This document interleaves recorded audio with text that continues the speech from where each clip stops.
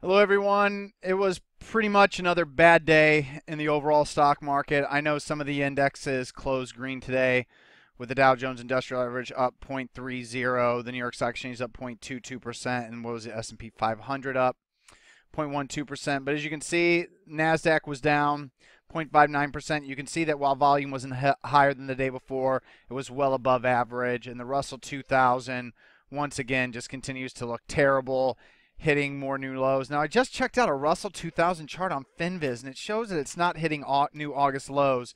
And I don't have my market. I just noticed this, and I don't have my Market Smith stock scans up because I've restarted my computer that I'm doing this video on. But damn it, man, if Telechart's got the data wrong or Finviz has got their data wrong, what the hell is wrong with these guys? Why can't you have the same data everywhere? Like, in my opinion, every single data point I go to, Interactive Brokers, E-Trade, Centerpoint, Telechart, MarketSmith, Finviz, Stocks to Trade, whatever I can think of, should have the exact same prices for everything for every day. So the fact that there's different price levels is just mind-boggling to me. But my charts show the Russell 2000 in new low ground. And if we're looking for positive divergence, we have it, I guess you could say. But I don't know. It does seem pretty oversold. It does seem like a lot of stocks have made some major moves. But at the same time, I got a lot of stocks that are only now starting to look like crap, like AMSG. AMSG is a 100% sell signal with its second above average volume stop below the 50-day moving average. You can wait to eclipses 75.27, but I'm not even long this stock anymore thanks to 824. But AMSG is a full sell. AVOL just now losing its max green bop after being bought out. I was going to ride this one all the way till it was taken private, but you know what? It's lost its max green bop. I don't want to risk it. It starts to look like it wants to roll over on the very babyish short term. So I'm going to go ahead and get out of AVOL. But Docs, just now failing. So, I mean, this is a stock that just now looks like it's weakening. DXCM, second above average volume, closed below 50-day moving average. Once again, I've got knocked all out of this in 824. Rebought back here, unfortunately, had to cut my losses, not surprisingly, and now it's really failing. But you can go ahead and use this low or even this low if you want. It's up 50%, but the rule is under a sell signal. To prevent a full sell on a back-to-back 50-day moving average, you would need to be up at least 100%. So DXCM is a full sell. ANAC, second above average volume, sell below the 50-day moving average, a third in a row. Once again, like I said, this is the only reason why it isn't full sell is because it's still up over 100%, up 223%. So on ANAC, it's not going to be it unless it has a huge sell-off here on huge volume.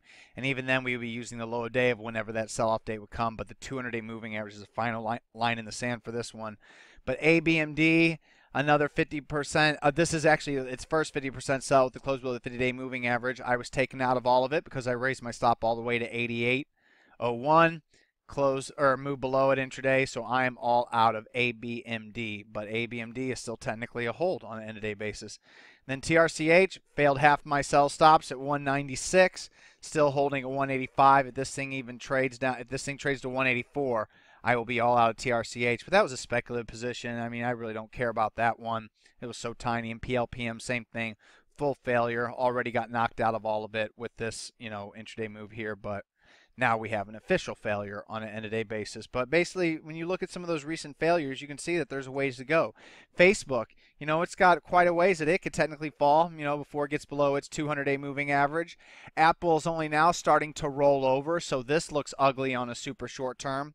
Microsoft, still looking ugly. Intel, Cisco, looking bad. Walmart, Visa, Goldman Sachs, everything looks pretty ugly. Though Goldman Sachs and Morgan Stanley, this could be a successful retest, so we'll have to keep an eye out. But the bottom line is it's really ugly out there. My scans are ugly. There's only, one stock I'm regretting not going along now. There's only one, ULBI. We got our signal back here, and I passed up on it, and it's up 29%. But I'm not that upset because the damn thing averages like 20,000 shares. Like whenever it gave its long signal on the day of the long signal, it was averaging only around 15,000 shares. So I'm not too upset about missing that. EEFT, kind of actionable. I would never trade this setup in this kind of market, but if EEFT was a perfect speculator scan stock producing this, then I would. But it's not. But it's can slim. Keep an eye on it. Could do good. HTBI, I would take this one long if BOP would have increased higher, and if BOP would have exploded to max screen BOP, even with a small volume surge, I would have poked it because you don't risk much to know that you're completely wrong with a move below 1820, and to know that you're wrong on, the beginning of the position. You could go ahead and use these recent lows at 1835, and so 1835 first sell stop, 1820, but HTBI, it's just not good enough for me. And the only one I liked, and I've already closed my intraday charts like an idiot before making this video, was RIT.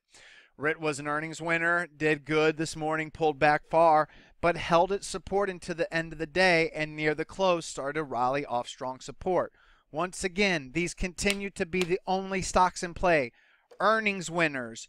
You can buy the breakouts in the morning. That's always the best. New day highs breakouts of earnings winners, especially in strong market. In this market, probably won't work as much.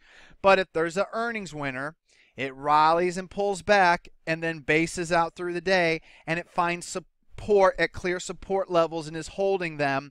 It pays to go long into the end of the day using a very tight sell stop just below the most recent support level, and then maybe you get an end-of-day runner just like RITT. RITT performed exactly as we want to see. I was not here in the final hour. I was out and about, so I missed it, but RITT was one that's on watch, and we will continue to watch it as an earnings winner. So remember, earnings winners intraday, watch them to find strong, solid support late in the day.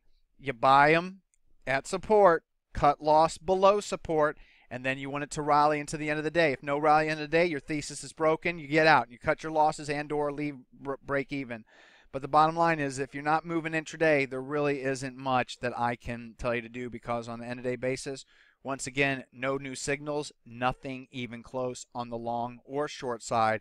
Right now, we're in a bide your time kind of period for the market. We're going to need to see it continue, I guess, to base out between these September highs and these August lows on the most of the indexes. The Russell 2000 is already hitting new lows according to Telechart, and that's no good.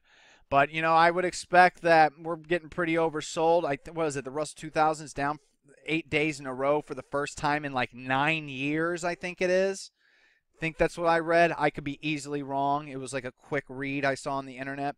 But if that's the case, we're pretty oversold. But an oversold bounce has a lot of resistance to run into. You got this resistance, you got this resistance, you got that resistance, you got this resistance, you got this resistance, you got that resistance. Then you got the ultimate all-time high resistance. A lot of problems for this market in the short term. I'm looking for an October rally. Obviously, you need to. It's when the best bull markets start. But if it doesn't happen this year, I repeat, I will not be surprised. These charts are very broken. Not enough time has passed on the left side to right to the bottom to then the right side for me to think that an October rally is going to be in the cards. If this pattern here looked more like this pattern and this was September, I could see this being an October, oh, we got a September setup for an October rally. But this is a September setup for an October swoon.